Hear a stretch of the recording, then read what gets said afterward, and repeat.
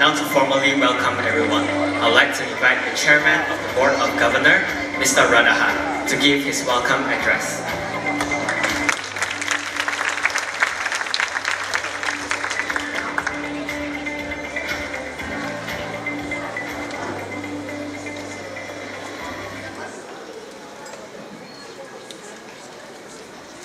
Yes. It was an exciting opening number, I think. Salam sejahtera, selamat malam, selamat datang kepada semua ke Charis International School Academic Year Closing Ceremony. Good evening, everyone. First, Reverend Tae Yong Hwat, the Board of Directors, Principal, Professor Debra, our former Principal, Yvonne Ching, who has just come back from a holiday, all the teachers, students, all the excited parents, members of the Rotary Club, pegawai-pegawai Jabatan Pendidikan Tawau, pegawai-pegawai Majlis Perbandaran Tawau, pegawai-pegawai Hospital Tawau, committee members of Hakka, Fujau and Chung Clan Association, committee and members of Tawau Toastmasters, committee and members of JCI and Lions, members of the public, Dato-Dato, Datin-Datin, ladies and gentlemen. Welcome, welcome once again. First, I want to thank you all for taking time to be here tonight. Your support means a lot to us and especially to the students. I trust you will not only get to see the children receiving their awards, but also you'll be entertained as well. Tonight's program will showcase the talents that the children have. Not just academic achievements, but the innate talents that the children have. We believe that children and adults from Tawau have many talents. Surprisingly, this is usually discovered somewhere else. Recently, we had a group of trainers who came from Cebu, Sarawak, and they were telling us, wow, these kids from Tawau, they're so good, and their leadership skills. Tawau talents are being discovered in many places. Our own Professor Dr. Debra when she was in Kuala Lumpur, she's from Tawau. Many talented people from Tawau, all over the world.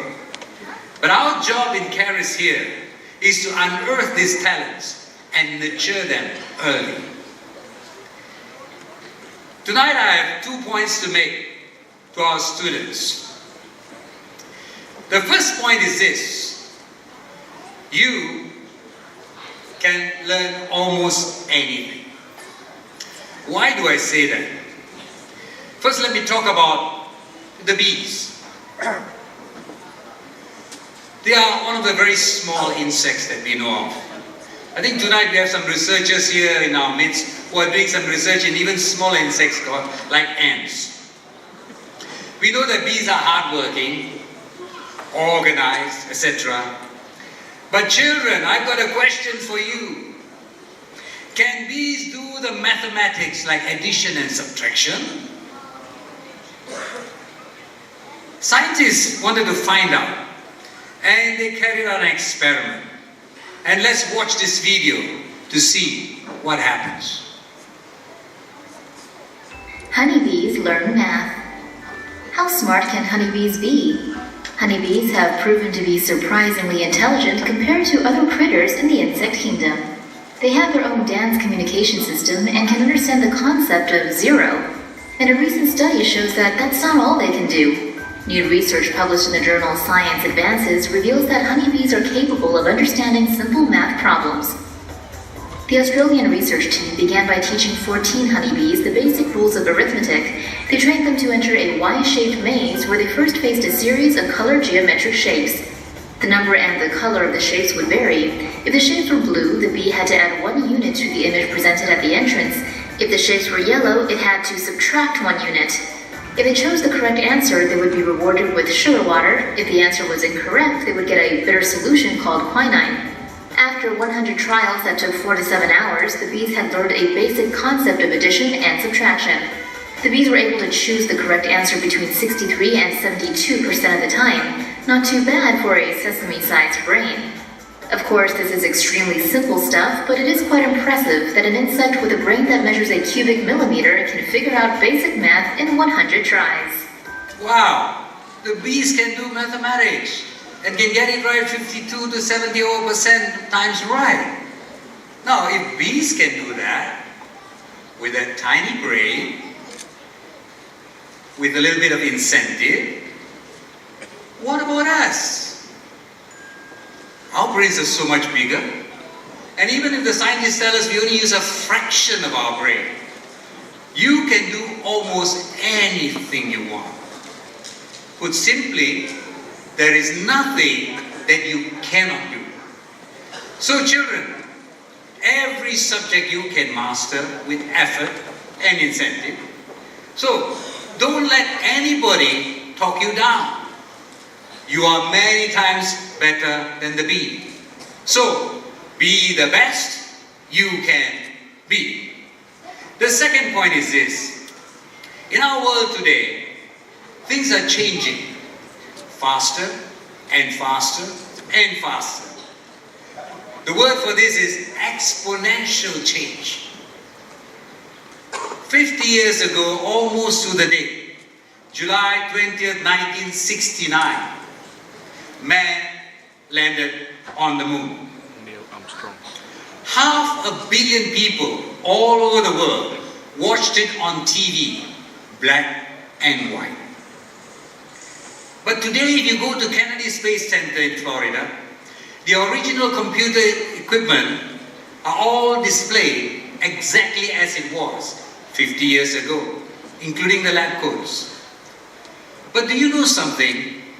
You see the computers there, but if you take out your handphone that you have it with you today, that handphone that you're carrying is more powerful than those computers that helped to put man on the moon. Your handphone today can do a multitude of tasks. It's your alarm clock, it's your calculator, it's your camera, it's your music player, it's your video, it's your dictionary, everything, all in one. Today you can't even live without it. Today also we have autonomous vehicles, no driver. Talking robots. Our Prime Minister just talked to Sophia last week. 5G coming to a place near you. Internet of Things. And artificial intelligence. Just last week, if you've been watching the news, Elon Musk, the Tesla guy, the billionaire entrepreneur, he just announced that they are planning to interface the human brain with the computer by putting a computer chip in our brain and communicating with the computer. They've already tested it with rats and monkeys, and now they want to test it on humans. You can do your computer work without even touching the keyboard. Is this science fiction? Or is it the coming reality? And if it is, how do we prepare? How do we prepare for this? And when all these changes come, what is going to happen? Many jobs are going to be lost in the next decade or so. They say 10 million jobs will be lost in the next decade. And different kinds of jobs are going to be created. The survey says that all those children who are in primary school, 60% of them, by the time they get to the workforce, the job that they will be doing is not even in existence today. Can you imagine the kind of changes that are coming? So we need to be able to prepare our children for these coming changes. We need to teach them how to have analytical thinking, being curious about things, asking the right kind of questions, so that you can succeed in this ever-changing world. Not just rote learning to pass exams. That won't get you far. Tonight, we are pleased to have in our midst Professor Debra. We are privileged because she's going to be our new school principal. She will tell you from experience that just rote learning cannot get you far. Professor Debra is not only a renowned professor who comes from Tawau, a professor of pharmacology at the University of Malaya, but also an educationist. Please look up our website and listen to what Professor Debra has to share. I urge the students, the teachers, the parents to take advantage of this opportunity to come together and face the new challenging world. I figure in the near future, Prof, I think we should be having our Young Professors Club so that we can promote critical thinking among our young people.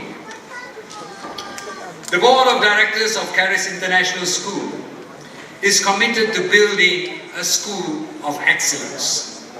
The Board of Directors are also receptive to the feedback and the comments of parents, teachers, and students.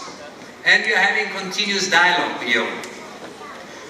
Recently, based on the past feedback, we are making some changes. We are pleased to announce that the canteen will be air-conditioned as requested by some parents. That's the good news. I have better news for you. To encourage students to excel, starting next academic year, we will be having corporate-sponsored scholarships. Yes, you heard me right. Corporate-sponsored scholarship for our best-performing students. Look forward for further announcements. Finally, I want to thank God for His grace and goodness in sustaining Charis International School these 5 years, and I know for many more years to come. I want to thank Yvonne, our principal, who was our principal from the time we started this Charis International School. I want to thank Reverend Tae Ying Hwan for his continuous guidance, and the student and the teachers and staff for all your hard work and dedication. To the students who are graduating, God bless you and we wish you every success. With that, I want to thank you and trust you will have a wonderful evening. Thank you and good night.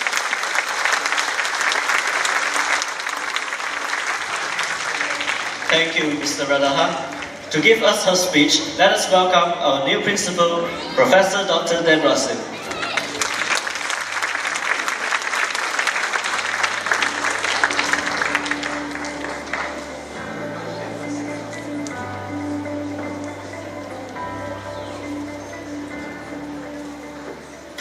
Mr. Radaha, Chairman of the Board of Governors, and the rest of the members of the Board of Governors, Mrs. Yvonne Chin was also formerly the principal of the school where I graduated in St. Patrick, so it's good to have her with us. Distinguished guests, those of you who represent the various bodies and associations of this local community, Tawau, parents, the happy graduates, teachers, friends, welcome today. Thank you for giving me the opportunity to share with you today's your very happy occasions. If I could just have my slide. Right. Maybe just turn this a little bit this way. Right. You know that Charis International School has this motto of being the world changers. Now, in order for you to be the world changers, we must first be ready to change and prepare to change. And therefore, I'm looking at the Charis International School's learning community doesn't just include the students, but also the teachers, also the parents. You are part of the learning community and the neighborhood. And not only are we must be prepared to change, but we must also keep trend and stay relevant to the world. Otherwise, you cannot be a world changer. So I like to just, therefore, bring to your mind about how we can change the world, even from this tiny town in Tawau in Sabah. This is the Industrial Revolution 4.0, we call that. From the time when we were in the late 18th century, the first industrial revolution, where we mechanize the work so that then people can do work, the mechanical work better, to the second industrial revolution where electricity was introduced and therefore we can produce mass productions of cars and things and vehicles, to the third industrial revolutions in the 1970s where computers, data processing comes and automations come. Now we are Industrial Revolution 4.0. And what does that mean? It means now computers are talking to each other. There is a cyber system involved in that. There's artificial intelligence. We just heard that Tun Mahathir was talking to Sophia, and he said he was a little bit afraid of her. But I tell you, don't be afraid. Artificial intelligence are no better, and they can never beat human intelligence. So today we have this technology here, and I want to tell you that technology can be found in every corner of our life, our societies, and every phase of our life. This microphone is an extension of my mouth. This is an extension of my hands. When you use knife and fork, it's an extension of your fingers. The car you drive is an extension of your feet. The camera that you take is an extension of your eyes. The earphones, young people with earphones, that's an extension of your ears. All these are technology which actually are making life more convenient for us. But there's a price to pay. Now what I'm worried about technology, good as it is amoral.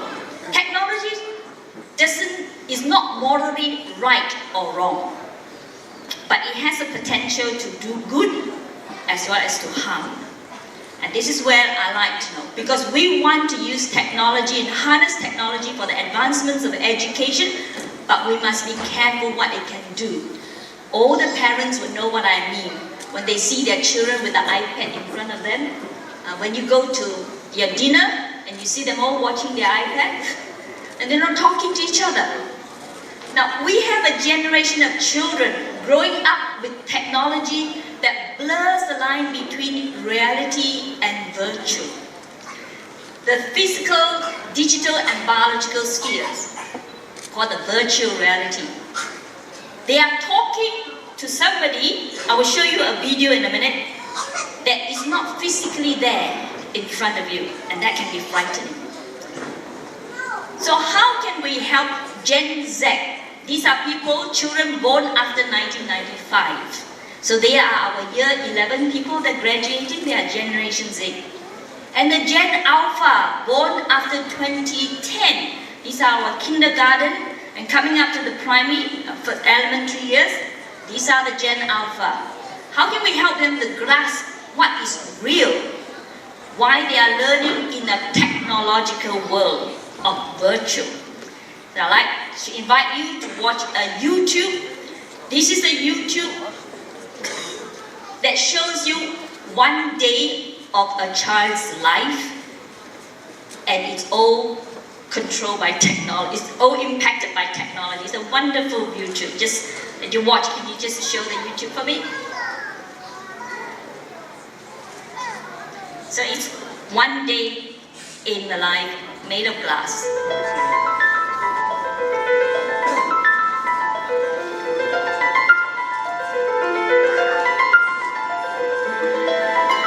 "7:05, the child wakes up.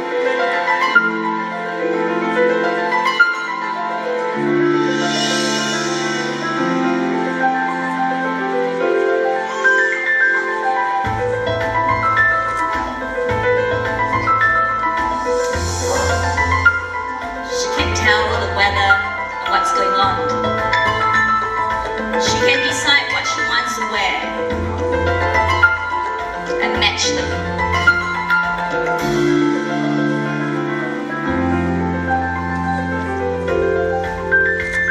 And she can send her love to her father through technology.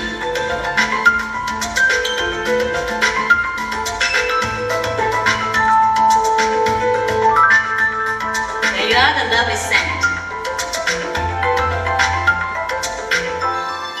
The father gets in the car and the father sees a message of love.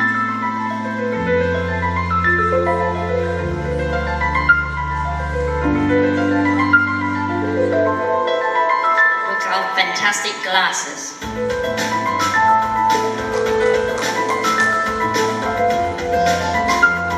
Get to school.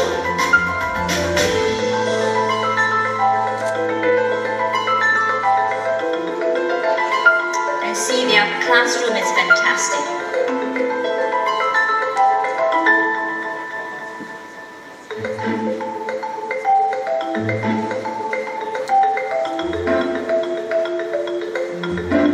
Can you imagine your teachers in the class teaching you like this?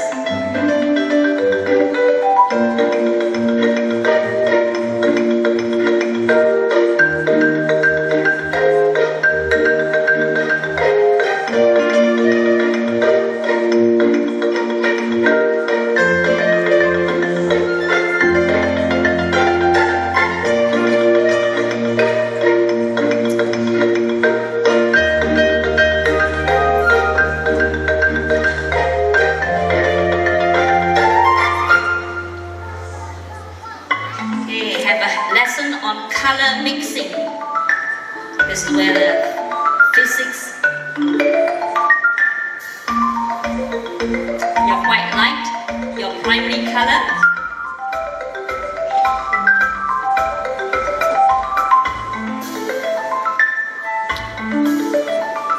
Oh, that's represented by blue color.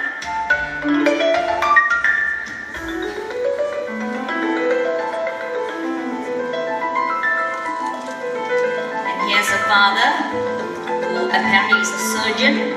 And can you imagine a surgeon in America talking to another surgeon in China? Is that a real person standing in front of him? It's a virtual person. And they're the patient lying there. And they're discussing about how to treat this patient.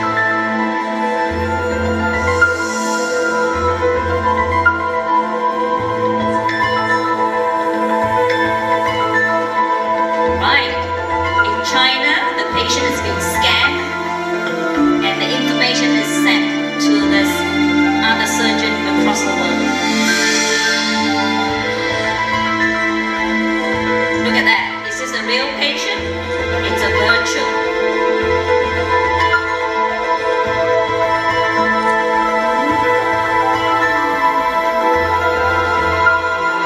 You can slice the brain bit by bit and look at the pattern, the X-ray gram, or it could be a CT scan. Here are in the park, your Jurassic Park.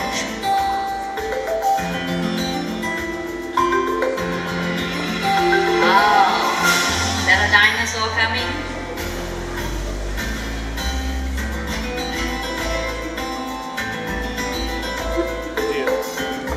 There you can see. It's educational as well.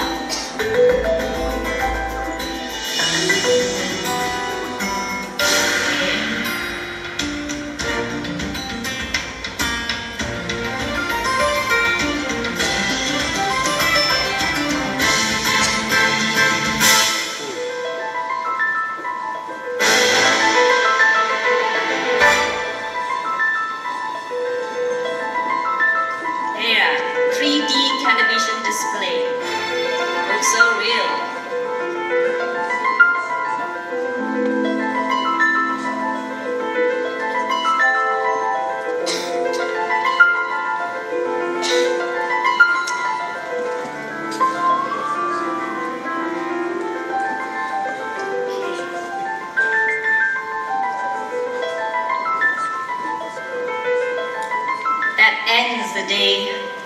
made of glass. Can you imagine your children will be growing up in that one day? And what I'm afraid sometimes is when they see somebody there in front, is that the real person or the virtual person? It's like you looking at the mirror, there's one person who's real in there, but it's virtual. So here we are, we have children growing up in that, and we're worried about it. So with the technology's influence, we all have to help our next generations to be able to adapt to this world that is blurring between reality and virtual. How do they know what is real? In kindergarten, you give them real experience. You don't give them virtual experience. Give them real experience so that they can feel it, touch it, sense it, taste it. So here you are. I've got the 4 groups of people. To the students, young professor or little professors, here you are. I have this to say. You have to dream big. You must have something to aim at in life. So you must dream big. But dream alone will not get you there. The next thing is you must work hard. While technology makes things easier, faster, less painful, less sweat, more efficient perhaps, but it still does not replace you. You need to work hard at it. You need to work hard in overcoming the addiction to technology. You know, I shared with you, some of you before, in my university I have a group of students, medical students, sitting in front discussing, and when we say, okay, what do you think is happening here? Who knows what it means by this? Maybe what causes tremor? And one of the girls will go on the computer and find the answers and will tell, that's the answer. I said, no. Switch off the computer. Switch off your iPad. I want you to use your brain here. Think. What could have hypothesized what could have caused a tremor in this person? I said, she said to me, Dr. Sim, I'm addicted to internet. Addicted to internet? That means you cannot function without the internet? That's very pitiful. So that's what I want to make sure that you exercise discipline in the use of technology, that you don't become addicted to technology. Then, I would like you to be grateful. Grateful for the parents who gave you the opportunity to study. Grateful to the teachers who are guiding you in the school.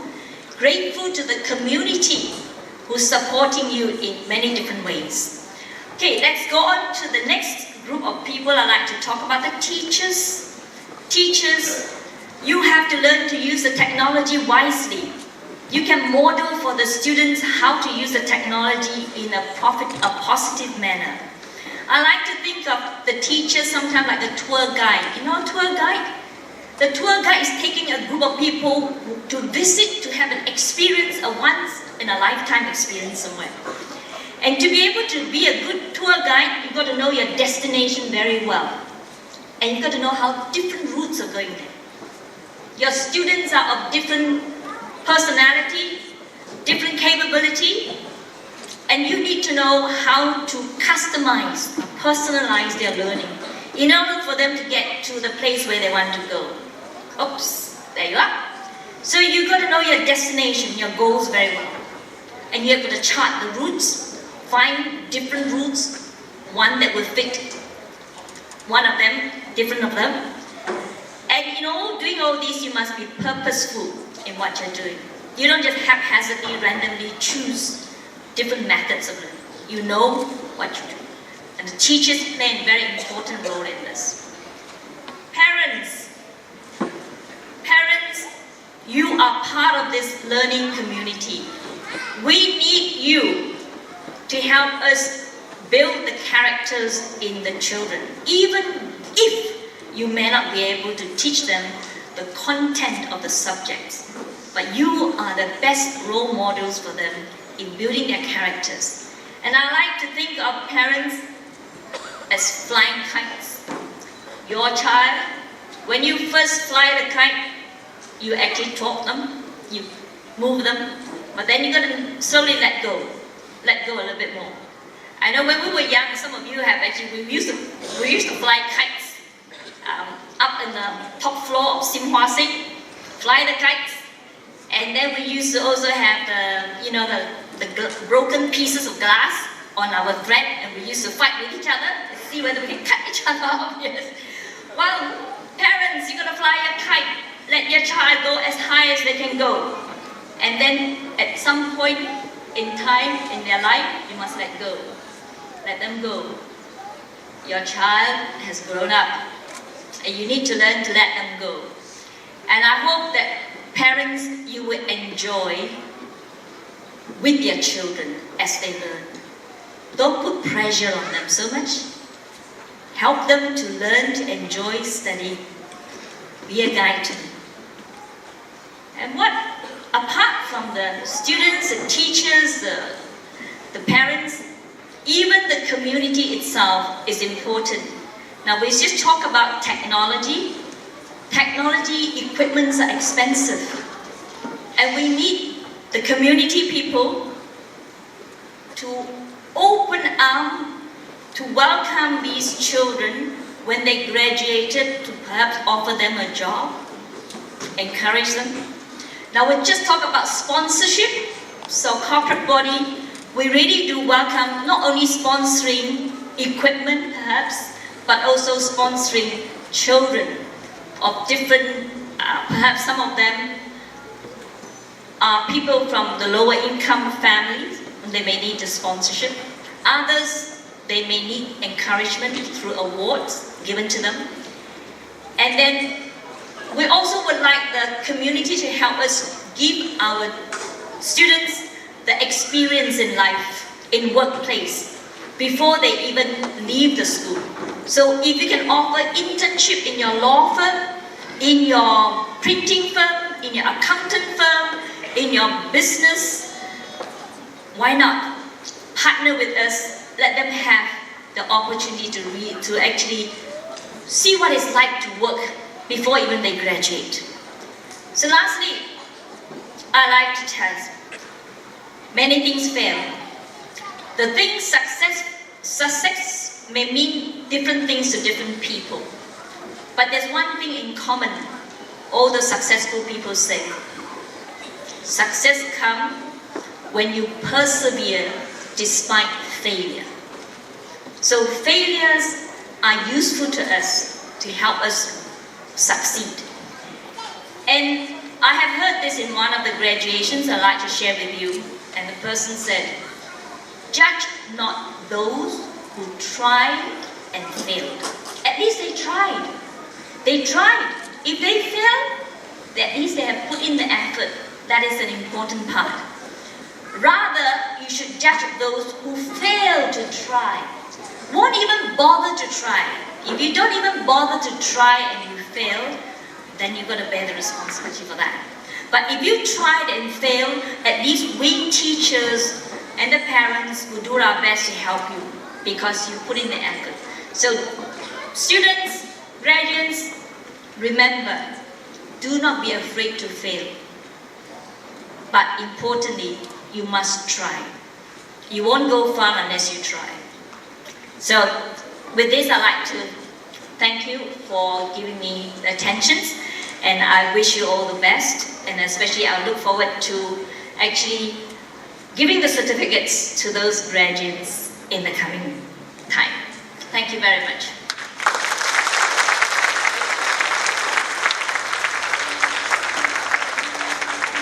Thank you, Dr. Sim. At this juncture, let us look at the memories we created this school year as we watch this multimedia presentation made by Mr. Yang. Enjoy!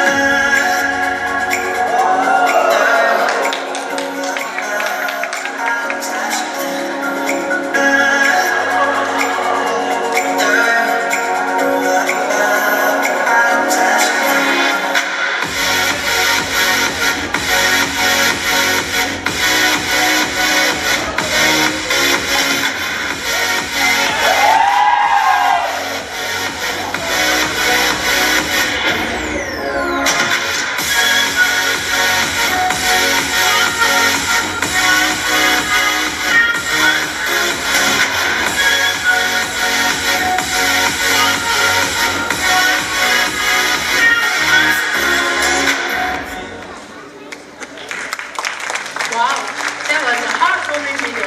I really enjoyed it.